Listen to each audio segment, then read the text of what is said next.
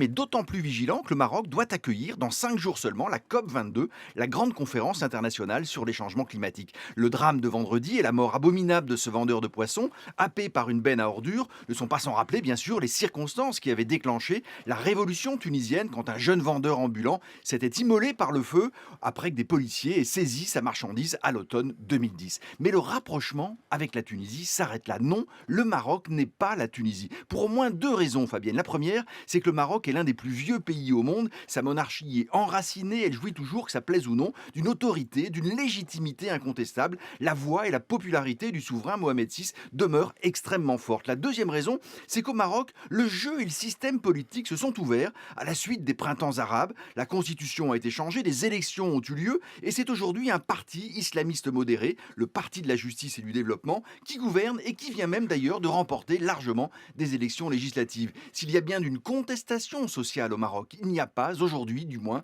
de force ni de revendication anti-système. Mais pourtant, la situation sociale, quand même, est particulièrement tendue, non? Oui, Fabienne, oui, absolument. D'abord pour des raisons conjoncturelles. Si la croissance a été forte, plus de 4,5 en 2015, eh bien, en raison notamment de récoltes records, elle s'est effondrée cette année en raison d'une forte sécheresse. Mais là n'est pas le plus préoccupant. Le Maroc, en fait, souffre de fragilités structurelles qui le mettent au moins à moyen terme en grand danger. Et je vais n'en citer que deux. La première, c'est l'état catastrophique du système éducatif qui engloutit un quart des recettes de ce pays de 34 millions d'habitants, mais qui n'emmène chaque année jusqu'au bac que moins de 10% d'une classe d'âge, au point que l'analphabétisme atteint 40% au Maroc. C'est considérable dans un pays si jeune où 70% de la population a moins de 30 ans. Et la deuxième fragilité, ça concerne la situation des femmes. Et oui, c'est une réalité dont on ne parle pas assez, Fabienne. Savez-vous que dans les villes marocaines, le taux d'activité des femmes est passé sous la barre des 18%. Il y a moins de 18% des femmes qui travaillent ou recherchent un emploi,